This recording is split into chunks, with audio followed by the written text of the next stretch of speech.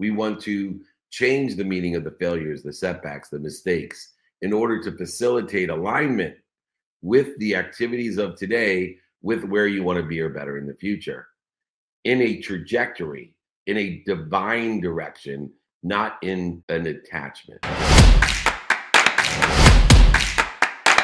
Since 1981, Justin has been producing world-class Bordeaux-style wines from Paso Robles on California's Central Coast. As the pioneer of Paso, Justin wines are what put Paso Robles on the winemaking map. The Justin team believes that wine should be exceptional from every angle, which is why their team uses boutique winemaking practices like hand harvesting and hand sorting. With a rich history of accolades, Justin produces exceptional wines and is proud to be America's #1 luxury Cabernet. Whether you're the first-time wine drinker or a wine aficionado, Justin has a wine for every celebration and occasion. Visit justinwine.com and enter promo code PLAYBOOK20 for 20% off your order. Justin offers the perfect holiday gifts for clients, colleagues, friends, or family. Be sure to check them out at justinwine.com to receive 20% off your order for a limited time and use the promo code PLAYBOOK20. We're going to start today with the living without attachment training. So many people are creating interference in their life by attaching their emotions to outcomes they have no evidence of, no control of, or even evidence that's contrary to where they want to be. And I'm going to teach about the wisdom and the faith that's necessary in order to detach and to live without attachments. It doesn't mean that you're not in the pursuit. Dopamine, oxytocin, serotonin, and endorphins are released when you're in the pursuit. It's not when you reach an outcome. It's a complete misnomer that people deal with all the time. And so save your questions. If you'd like an exercise, a guide on this, we have all of our coaching programs are free with this Living Without Attachment. If you haven't joined our private networking group and are a person who wants to help people and know people that can help people, email me for the guide from today, Living Without Attachment, david@dmeltzer.com. Get your questions ready, and here we go. All right. I've learned that some of the most meaningful successes in life, they don't come by chasing or pursuing the outcome, but focusing in on serving others and living in simplicity. Simplicity is a codification, an illustration that you have a greater awareness. The simple things to do are the most powerful things to do, but unfortunately, the simple things to do are unfortunately simple not to do, like saying thank you. I remember a time when I shifted my mindset, shifted a paradigm from striving every day for more and simply so I could give more. And it led to opportunities and fulfillment in the respect of only pursuing, not attaching. And that experience reinforced to me the power of detaching from these outcomes where I would always include the word when.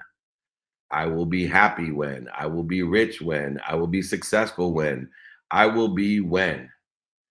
In today's world where there's constantly circumstances that are bombarding us with messages of more and better, it's easy to lose sight of what truly fulfills us, what creates this infinite loop, the infinite abundant loop of more than enough of everything, a system abundant of more than enough, unified in intention by what we do, say, think, feel, and believe in the pursuit of what we think we want. And it is that simplicity and humility and the ability to detach from outcomes but still be ferocious. This is where I came up with the ferocious Buddha in the respect of being Buddhist in its outcomes, because human beings don't understand or know the evidence that they see and the impact of that evidence. That's why it's not just the wisdom to unlock extraordinary success and fulfillment, but faith.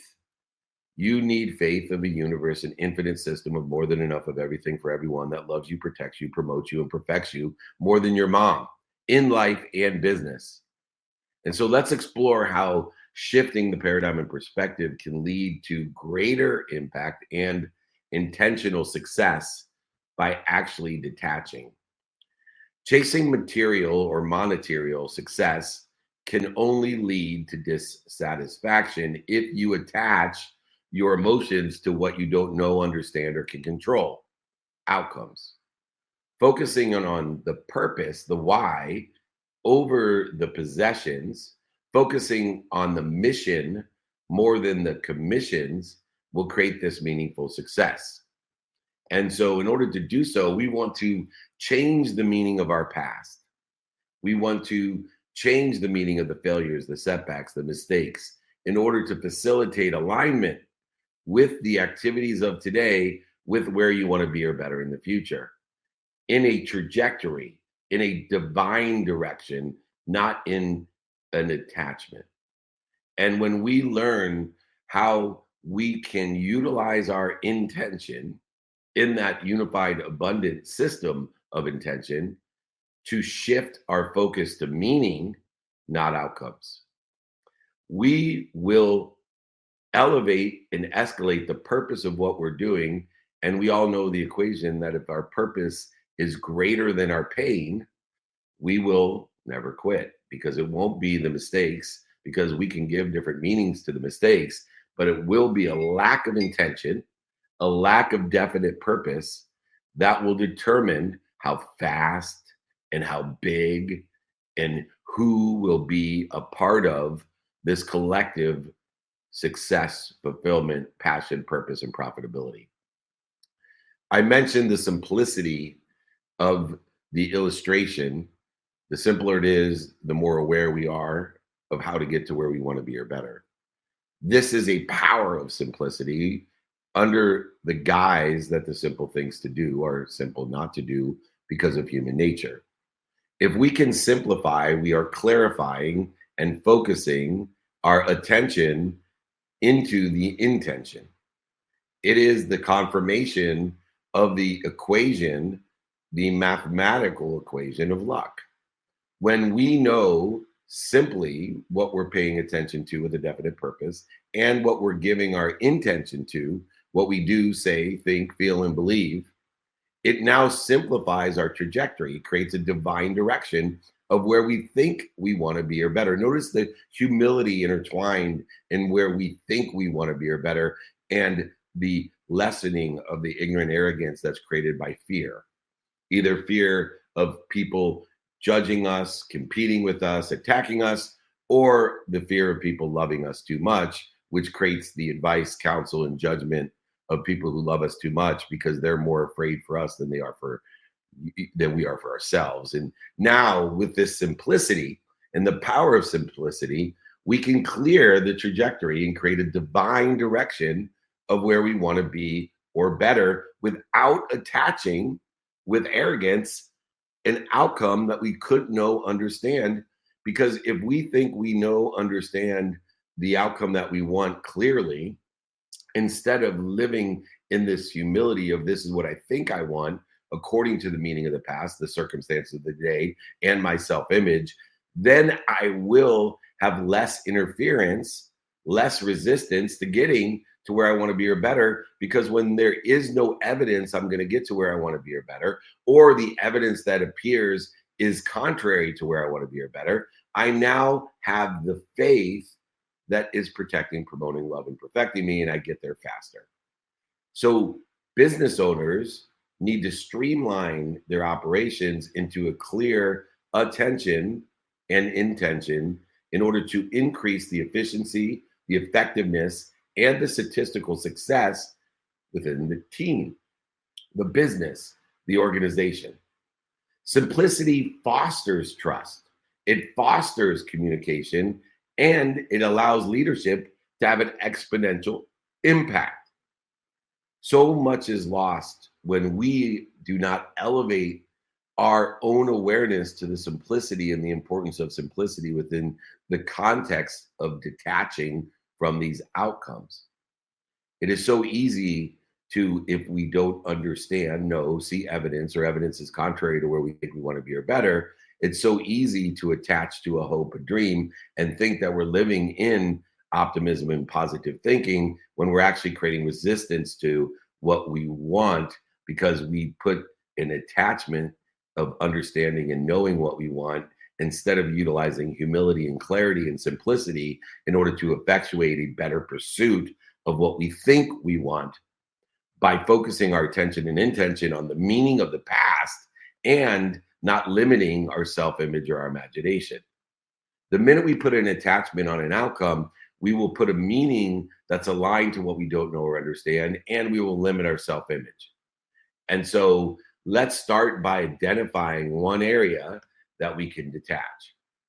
Now, a lot of people in the counterintuitive nature of detachment, of living without attachment, immediately go to a point of lack of pursuit.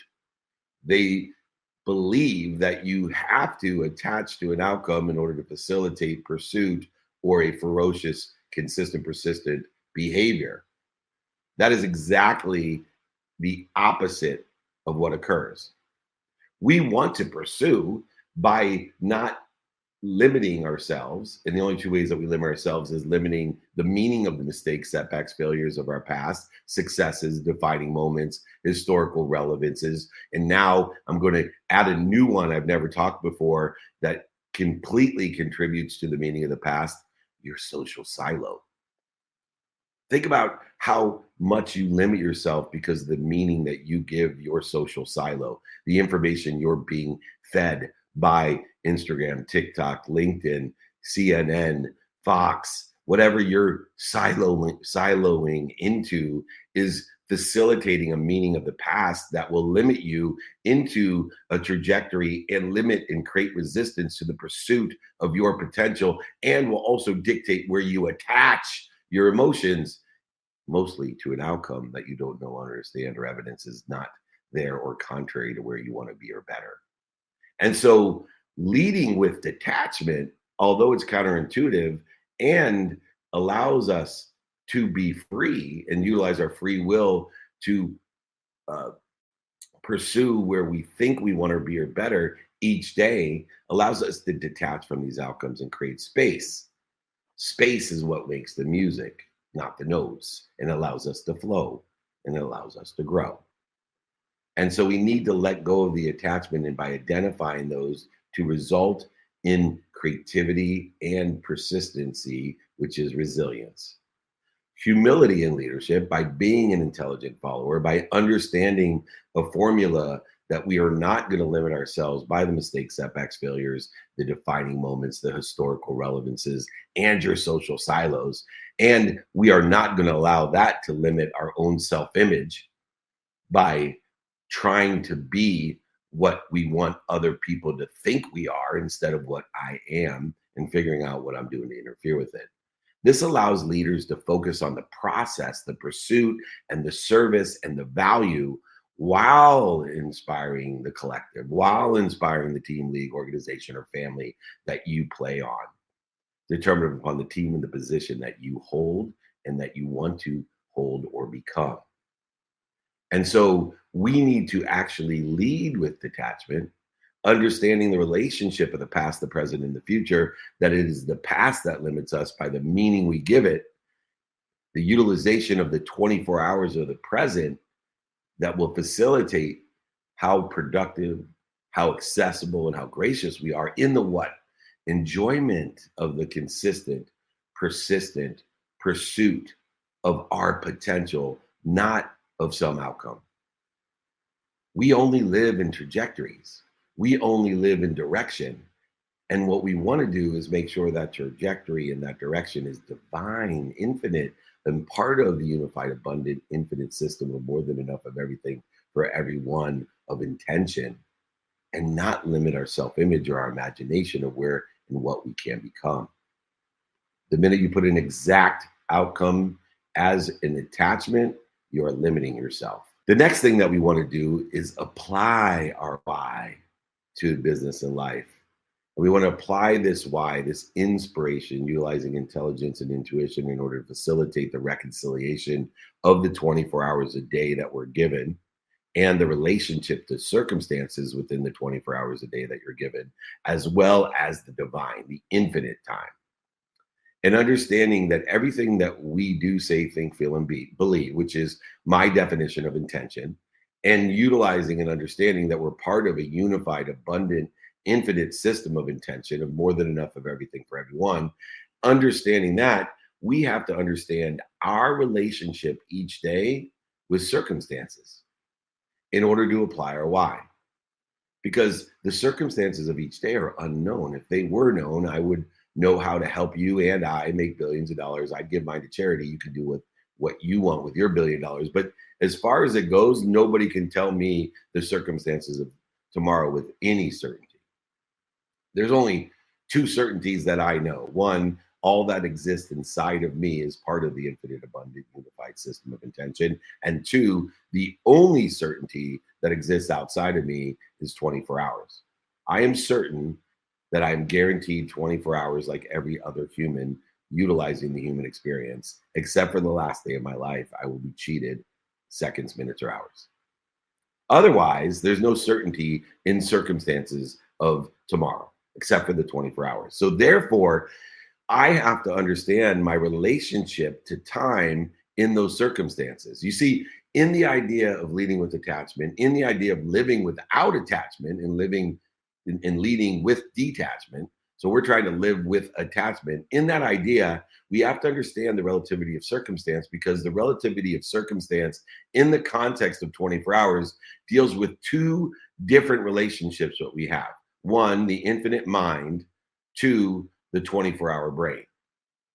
Because the second relationship that is equated with the mind to the brain is time to the clock. And what I mean by that is that if I told everybody that on Friday of the Super Bowl that they're going to be launching at 120 Ike's Love and Sandwiches, the More Than Enough sandwich, the first no po' boy ever created in New Orleans, the Meltzer More Than Enough sandwich, and we're all going to meet there at 1 o'clock. And this is true, by the way. We're all going to meet there at 1 o'clock on Friday, and we're going to do a big meetup in celebration of the More Than Enough Meltzer sandwich, the no po' boy, at 1 o'clock in New Orleans, in the quarter, at Ike's Love and Sandwiches at 1 o'clock. And if everybody's on time, we'll be there at the same time. But if I told you to stop by when you're hungry, who knows when you'll be there? The only certainties that exist are within ourselves and time. It's the mind to the brain, the time to the clock, that applies the why to the present according to the circumstances of the day. Now, non-negotiable behavior in the application of the detachment, living without attachment, the application of why to business and life is determinative upon, one, the prioritization of the activities that you are committed to do every single day, regardless of circumstance. I call these non-negotiables. And what are your non-negotiables? What are you committed to? And then applying time will bring it into the present and align the meaning of the past, which are already inherently evaluated in the non-negotiable behavior. And so when I say I spend a minimum of 7 hours a day, regardless of the circumstances, sleeping at the highest level to recover and access information to utilize the next day. And when I tell you I spend a minimum of an hour on my health, and a minimum amount of time with my family, a minimum of time on my faith, a minimum of time on my finance, a minimum amount of time studying time, a minimum amount of time studying relativity. And if I told you that equals about 3.5 hours plus the 7 hours of sleep, which would leave me what? 13.5 hours to apply my why with variant behavior that is circumstantial in its nature. And if it's circumstantial in its nature, then I have to apply the meaning of the past according to the circumstances and expand my self-image towards where I think I want to be or better according to the circumstances, which means I have to, in order to apply this detachment, apply living without attachment, I would need then to prioritize each and every 13.5 hours every single day according to the circumstances of the day, aligning the meaning of the past into my divine direction of the mind, not the brain, of the time, not the clock. And when we learn the application of understanding the purpose driven, definite purpose of what we are doing, the intentionality, that business especially is focused on service and value can only be derived by giving people what they want or taking away what they don't want. It has nothing to do with profit. Profit is only an outcome that occurs from your capability of articulating a value of what people like or don't like to exceed what you're asking for at the right time with the right emotion. You will be successful. So if you're capable of articulating a quantitative value, of giving people more of what they like or taking what they don't like at the right time, in the right emotion, you will have complete success, utilizing credibility, emotional attachment, and being able to utilize the capabilities you have as an arsenal of value to understand the impact that it's going to have on somebody.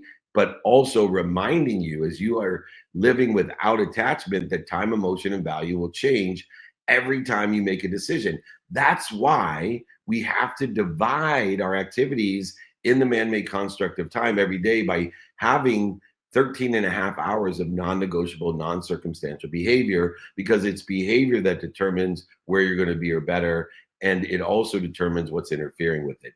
Good behavior is always aligned with where you want to be or better. Bad behavior interferes with it, and it is circumstantial. There are some things that you want to value over any circumstances, like your sleep, your health, your family, your finance, your faith, your time, and your relativity. And then there's other things that you don't.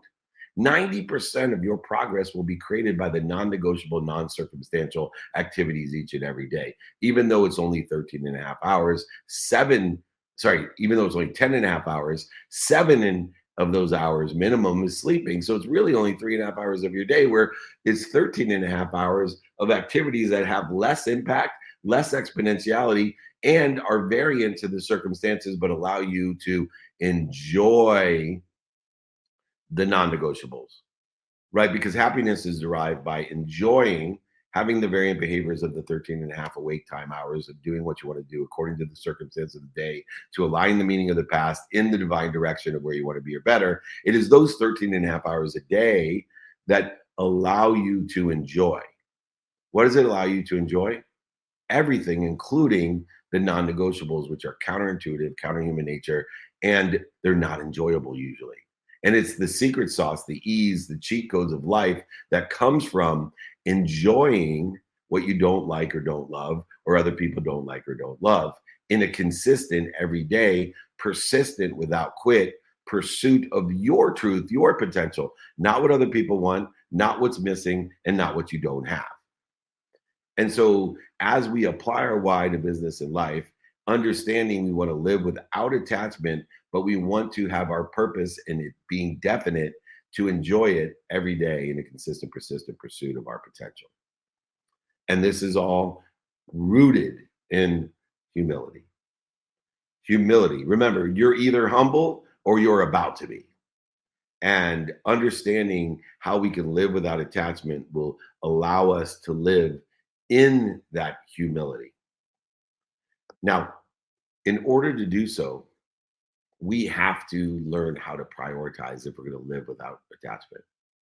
Because the minute we don't know what to do, one of the inevitable uh, behaviors that occurs when we attach to an outcome and we don't see the evidence, any evidence of that outcome, or the evidence that we see of that outcome, it creates more resistance. We know that it's wisdom and faith that shortens the distance of resistance.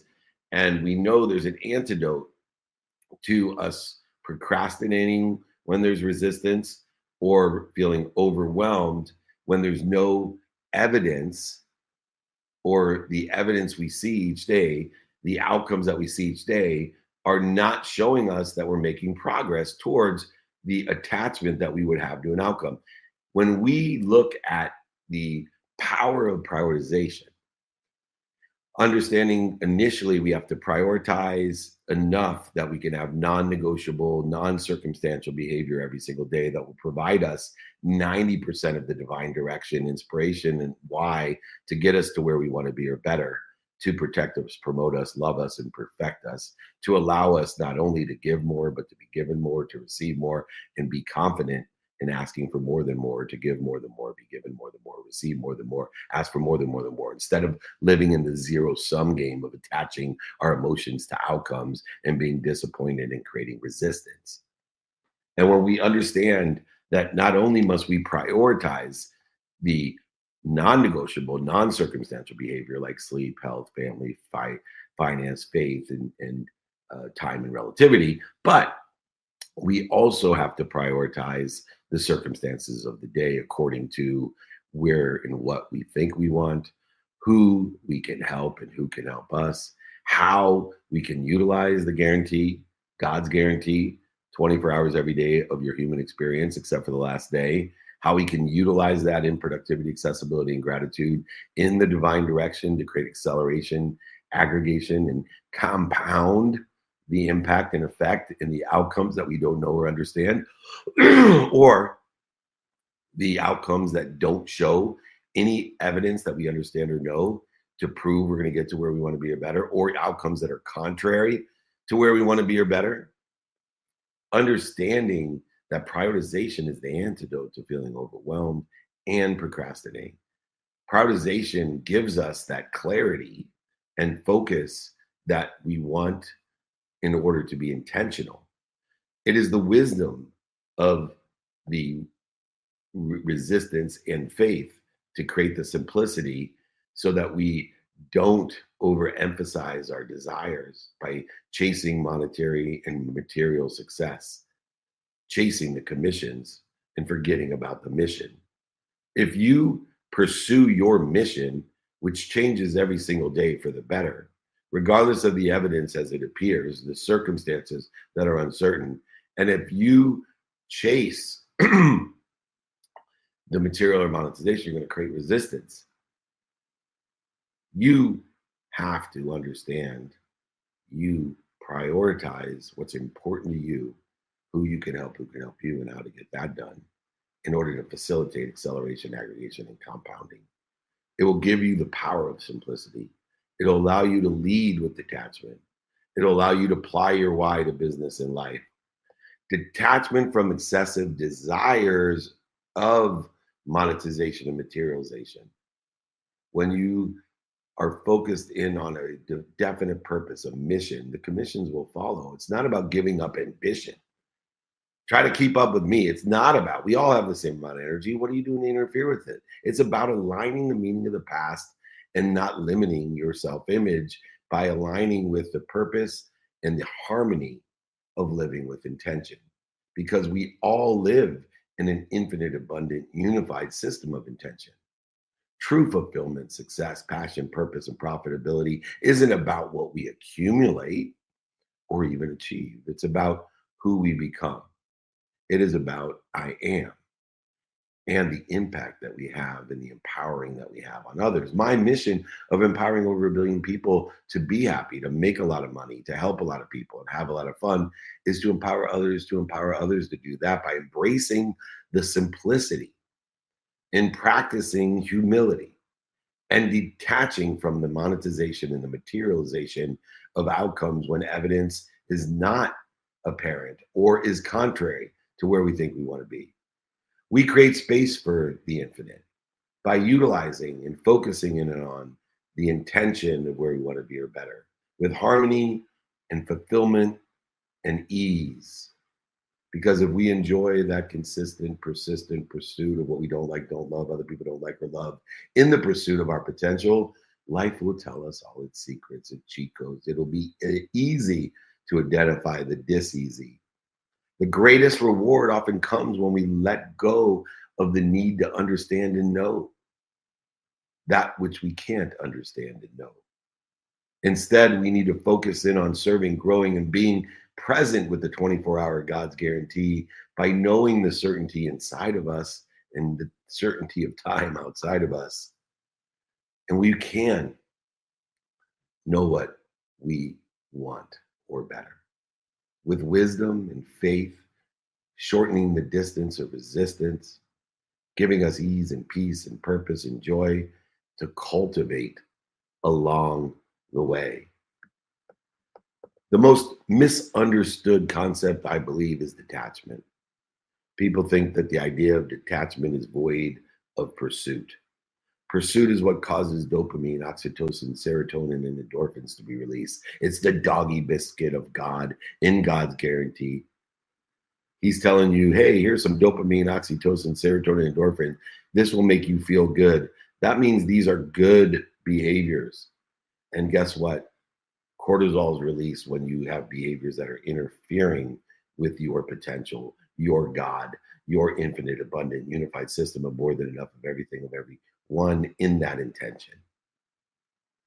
If anybody would like the exercise and guide of how to live without attachment or my book, just email me, david@dmeltzer.com. I will send you the guide and exercise from today in my book if you'd like it, david@dmeltzer.com. This show is brought to you by BetterHelp. Therapy is a great tool for facing your fears and finding ways to overcome them, because sometimes the scariest thing is not facing our fears in the first place and holding ourselves back. It's helpful for learning positive coping skills and how to set boundaries.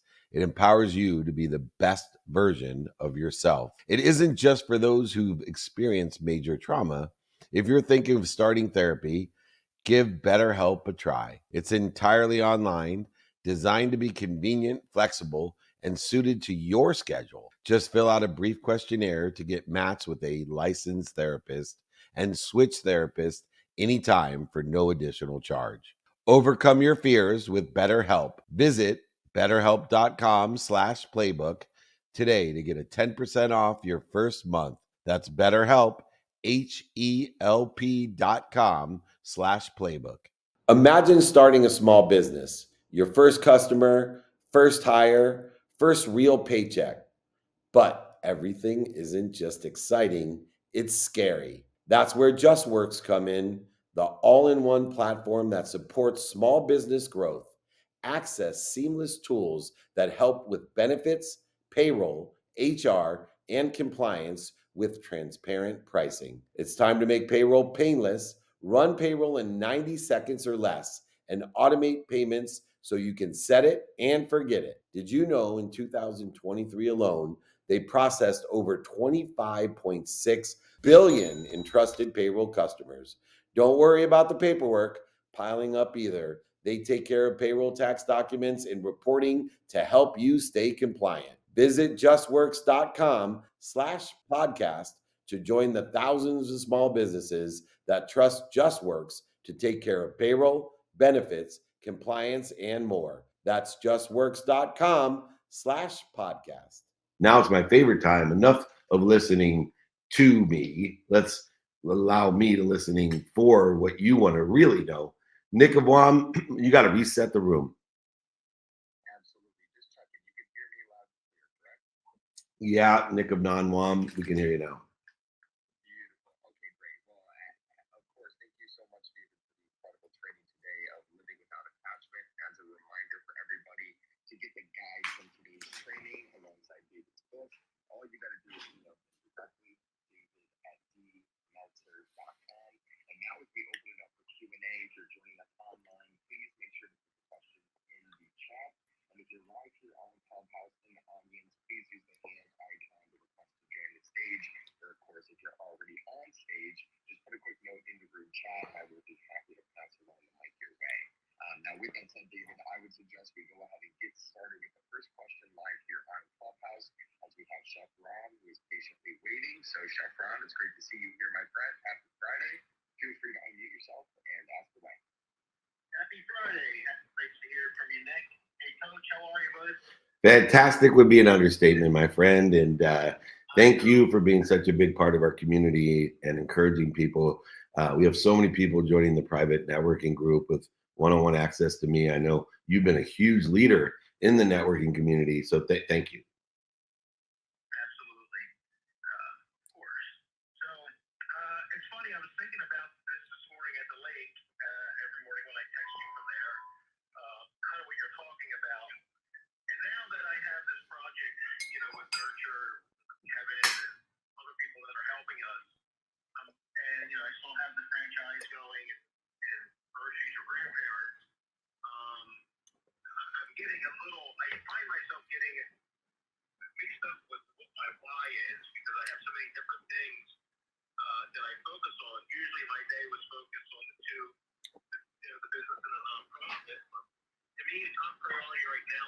furniture, and I shared with you last time that I'm trying to phase out Cheshire seniors. Um, when you get that frustration level, coach, where I do my journal and I'm doing my schedule, but yesterday I found myself sat down in front of the computer to do my office work, and I got so frustrated where it was like, okay, I had to shut the phone off because of phone calls coming in and things like that. But I had to get up and just go take a walk, and so prioritizing and finding my why of all of these are important to me. How do you focus on, I don't have nowhere as near as much activity as you have. And so it started to concern me that, I'm having more activity and I want to find how to prioritize it, I guess. Yeah. So, it's not what I say, it's what people hear. And it's why I have to be so damn annoying to my kids, my clients, my employees. And that's because you have to be repetitive and honest. And so, thank you for asking the question, because there's no way people can understand, even after the 10th time, the idea and importance of prioritization. So the first way that we prioritize is by negotiable and non-negotiable behaviors. Negotiable behaviors are circumstantial. They change every day. Non-negotiable behaviors are the ultimate prioritization, which allows us to have 90% of our positive outcomes that are protected, promoted, loved, and perfected by the system. So if you prioritize first your non-negotiables, assigning time, saying no matter what happens today, I'm going to sleep this much. I'm going to spend this much time with my family. I'm going to spend this much time with my faith. I'm going to spend this much time on my finance, this much time on my time, and this much time on my relativity, minimum amount of time every single day, regardless of the weather, the fires, the flat tires, the planes, the trains, the automobiles, the interest rates, the frustration. That even though that only usually equals, including sleep, anywhere between 10 and 11 hours, that's the ultimate outcome of prioritization. Now, on the other side, I have to work with you and develop the understanding of how do we prioritize the circumstances of the day and the meaning of the past and the limitations I put on myself with my own self-image and imagination. That's a much longer discussion, but I want everyone just to start in people who understand how important it is to prioritize their day non-circumstantially, find it quite easy then to understand how circumstances are relative to the meaning of the past and your reaction to fear, which is that frustration, guilt, resentment, anger, the separation that you feel. But also it assists us in understanding, utilizing our what, our who, and our why in order to prioritize the 24-hour God's guarantee you're given every day of non-negotiable variant behavior. But I think, Ron, we've been working together long enough that you really need to, walk the walk and know your non-negotiable behaviors and prioritize that. And then use the 5 daily practices, which I will resend to you and everybody in here, because in order to prioritize, you need to know, what do I want today according to the circumstances of the day? What meaning of the past is aligned with where I want to be or better according to the circumstances of the day? And where am I limiting my self-image and my imagination? Then determine who you can help and who can help you. And you have a energetic and a genetic inheritance to want to just help other people. Your businesses are involved around it, and you forget about what do you want and who can help you. And you're not prioritizing non-negotiables and negotiable behavior by taking care of you. You're just giving more and receiving less, and you're going to end up at zero. You need to give more. You need to elevate your awareness to all that you're given. You need to receive more, and then you got to ask for more than more so you can give more than more. It's the people like you that frustrate the shit out of me, because you're the nicest, kindest, generous human being I know, and you're so far living in attachment to giving others instead of taking care of yourself, with behaviors so you can take care of others even more. Does that sound fair? It does, and it feels like we've had this conversation many times. Yeah, because I'm an annoying coach. I'm repetitive and honest. And so I'm an annoying dad too. So I told my kids a million times to get their shoes off my steps, but that's okay. I'll keep being annoying because I know that's what works. And if anybody wants me to be annoying to them, join our private networking group. You get one-on-one access to the annoying David Meltzer. I will be annoying every day. You can access me and my annoying self. I will be repetitive and honest, but I will get you to where you want to be or better. You can ask Ron. He's come a long way, even though I'm annoying. Is that fair to say, Ron? It sure is. I love you, Coach. Thank you. I love you too. Thanks for having fun with me. All right, cool. And Marissa pops in. I can see her. My daughter Marissa's here. She's like, I still leave my stuff on the stairs. And my dad's annoying. I got it. Thank you, Marissa. Okay, who's up next? Nick of Womness. Absolutely.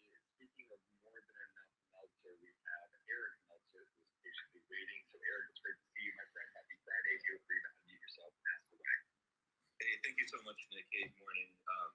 So I just have an observation that happened to me many years ago. It was when I was working in a really difficult job in TV news, and I was a cameraman, pretty much covering murder and crime every day in really dangerous areas.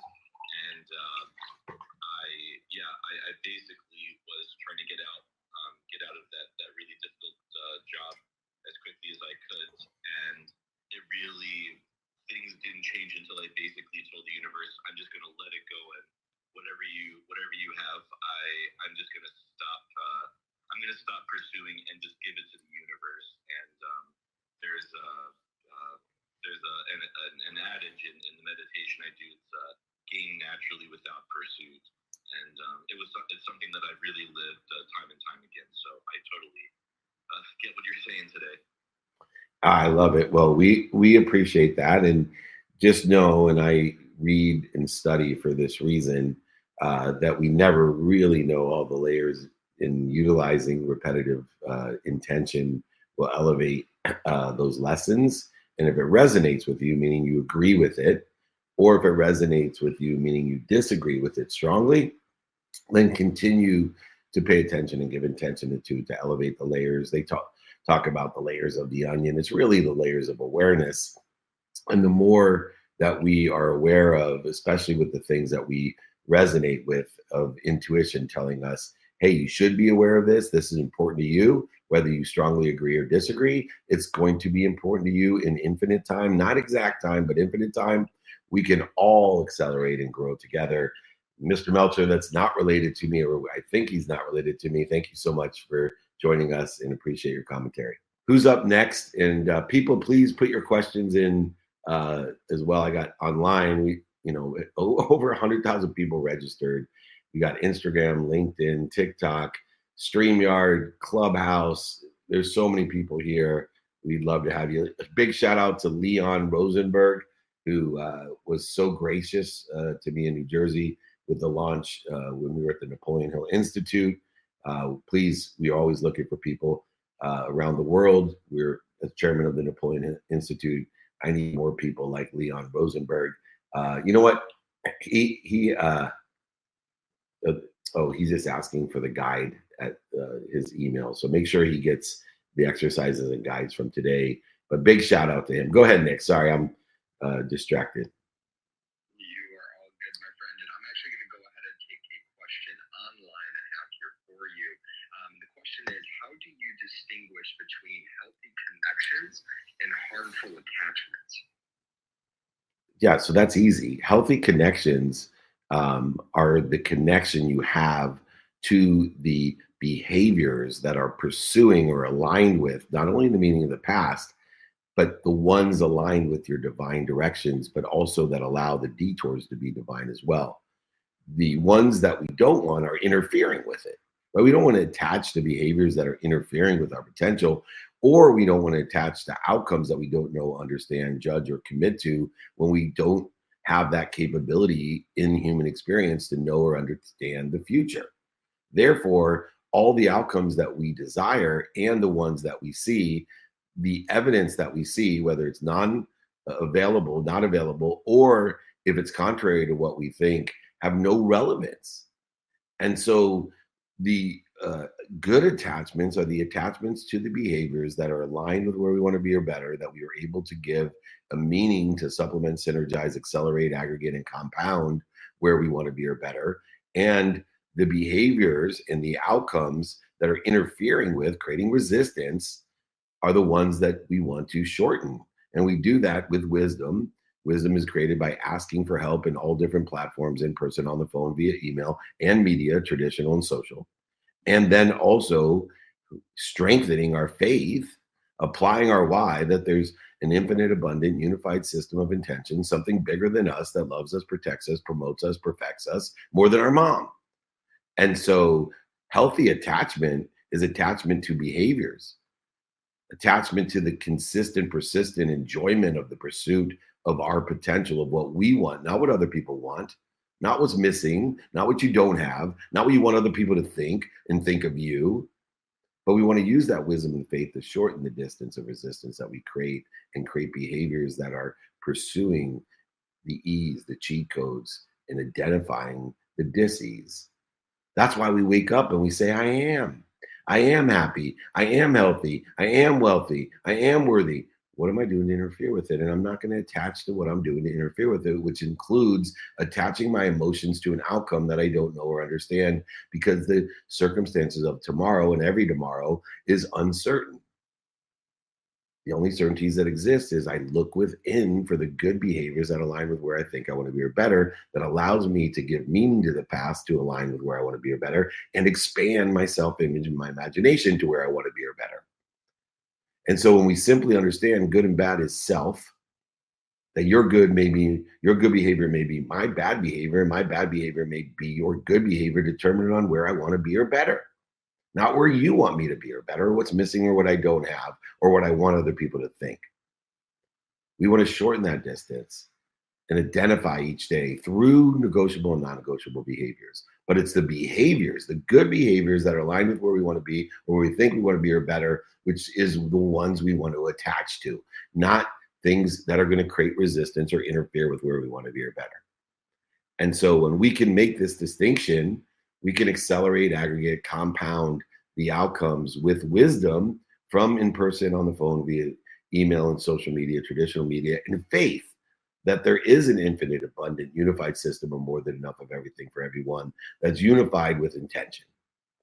That's what's going to get to you to where you want to be or better, and fulfill you with a mission, and allow the commissions to follow. In other words, to provide you joy, happiness, fulfillment, passion, purpose, and profitability that allows us to be happy, and provides us more options, opportunities, and touches of favor to be happy.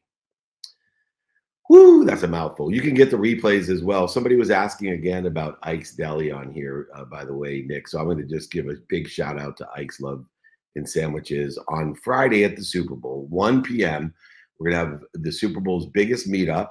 We are launching the More Than Enough Meltzer sandwich. It's the first category of no po' boy sandwiches. I don't like po' boys. I like no po' boys. I like abundance. I like more than enough of everything for everyone. So join me with the no po' boy, more than enough sandwich, the Meltzer's more than enough sandwich, and we all have a huge meetup. I'll be answering questions, giving away books, taking pictures. Celebrities, athletes, entertainers, billionaires, millionaires, entrepreneurs will be joining me at 1 o'clock in the quarter at Ike's Love and Sandwiches, 1 o'clock on Friday at the Super Bowl. I just got to shout it out. I've been honored with some really great things in my life. Variety Magazine Sports Humanitarian of the Year, Ellis Island Medal of Honor. But I'm telling you, the chairman of Napoleon Hill, the chief chancellor of Junior Achievement, chairman of Unstoppable Foundation, great honors. But let's be honest, nothing is a greater honor than having a sandwich named after you, especially an abundant sandwich, a no po' boy sandwich, a more than enough Meltzer sandwich. But not Eric Meltzer, that's David Meltzer. Don't take away this honor. Awesome. Go ahead, Nick. There's questions online, or we can take one there with you. Well, thank you, Nick of Guam. Thank you, David. Lots of love. Quick testimonial for you, David. Being more interested than interesting, right? So, been on this journey, pushing on a couple years with you, and you go to these networking events, you got in your head this soft pitch, and how am I going to make a good impression and all that crap. Was at a networking event last week. My goal was to not talk about myself at all, and I was like, I'm going to do this. I get to see what happens here, and it was like the best event ever. I was just interested in people. I got like a ton of contacts and things, and it's all because of just understanding that there's just more, and like giving more, and just understanding is so much cooler. So thank you for that. I really appreciate the insight on the interested versus interesting. It works, and it pretty much will always work. But anyway, so there's my little testimonial. Thank you, Dave. But my question is, the last week there's been this theme of like fear is going to hold you back. This theme of being cast out from the community. This theme of not standing out and not getting what you want. And like I don't know why that's happening, but like that I'm doing a couple things safe, and I don't need to because I know what I got, and I know that my company can expand. So how do you bust through that particular barrier of just like not giving a crap what people think, and just going through the the day to day with your mission, and not thinking about the commission as you just stated in the lesson. So that's my question. Yeah. How do you really go about that? Well, whenever we want to get better at something, what other people think will always be present. So starting with the reality that what other people think will always be present. And so understanding that we are going to practice understanding the impact of what other people think. Now, I try to practice what other people think is none of my business, but that's really not true. What other people think of me is none of my business, but what other people think is absolutely my business. That's where more interested than interesting comes. And so for me, I want to utilize my intention, my attention. I also want to utilize my intelligence, my intuition, and my inspiration in order to facilitate that interest. So, one, what people think of me is none of my business because they don't know me, because I am, and I'm just trying to figure out what I'm doing to interfere with it. And people have snapshots of me. People misinterpret and misunderstand me. So, what other people think of me is none of my business, but what people think is my business. And I utilize a more interested than interesting approach. And so, one, I use my intelligence to try to understand what other people think, not about me, but about what they think about business, life, philosophy, theory, religion, politics. What do you think? Not about me, but what do you think about those things? And then I use my intelligence. And then after I use my intelligence to evaluate what they think according to the meaning of my past and where I want to be or better, I then use my intuition to see, do I strongly agree? Then I want to make sure I pay attention and give attention to it. Or do I strongly disagree? And then I absolutely want to pay attention and give attention to it. And then through intuition, I can apply my why, my purpose, my definite purpose, my why, my understanding of an infinite, unified, abundant system of thought, and prioritize according to my why, in understanding the clues and the patterns of my intelligence and my intuition. So, number one, I say to myself, is this what people think of me? None of my business. But what do they think of the issue? And then how do I, in the understanding of that issue, resonate with it? Strongly agree, don't care, or strongly disagree. And if I strongly agree or disagree, my intuition is telling me to be aware, be more interested than interesting in that matter, and then use and apply your why to prioritize that issue, that understanding, in order to effectuate giving a new meaning to my divine direction with my divine circumstances in the divine time. So understanding that is a great practice. And remember, someone asked, Leon here had asked, what's an example of good behavior being mine and bad behavior being yours, according to where I want to be or better? A real simple one is I used to think that waking up early was a good behavior. And I base that off of normal people at a 9 to 5 job, right? And now today, understanding that my good behavior, waking up at 4 a.m., having an unwinding routine, it's not applicable to some people. That might be really bad behavior according to your values and your divine direction. That might be horrible behavior to wake up at 4 a.m. And it's good behavior for me according to what I want or better, but it may be the worst interfering behavior for you, determined upon what you want or be or better. And so as a coach, being able to facilitate understanding behaviors aligned with where you want to be or get better and the meaning of your past. So that's awesome. All right. Next, Nick of Wam. There's 4 minutes left. I got time for one more. People are asking for the guide, by the way, the exercises, the book, how to meet up with us. So just david@dmeltzer.com. It should be on the screen. We'll keep repeating it. And I want to comment, the no-name person thinks that we have a crypto scam vibe. Well, if that's the vibe you're getting, please leave and protect us from people like you. So that's not the vibe of our neighborhood. So I don't know much about crypto. And definitely we're a neighborhood of people that want to help each other and know people that can help each other. But I want to elevate the awareness to people that resonate strongly here and agree with us. Stay. If you don't, please leave and go protect us from people like you. Everybody is not for everyone, but we want to recognize that too, Wamness. All right, go ahead. Ask me your question, Ram. Absolutely. So the question I'm taking from online is, how do attachments shape your sense of identity, and what happens when you start to question them? Well, so if you're attaching to behaviors, your behaviors in the consistent non-negotiable behaviors are contributing to I am. And then the same, when you know who you are, it's easier to determine what's interfering with who you are. But in order to say I am, you have to have not only the wisdom of these practices, but you have to have faith that there's something bigger than you, protecting, promoting, loving, perfecting you, regardless of your religion, philosophy, spirituality, or theories. It doesn't matter. All that can't be proved is faith. And all that is contrary to what we even think is faith, meaning what creates faith is when there's no evidence or the evidence is contrary to what we think, believe, feel, or do in alignment with where we think we want to be or better. And so within the context of I am, we have an identity of I am. Are you I am more than enough of everything for everyone in an infinite, abundant, unified system of intention?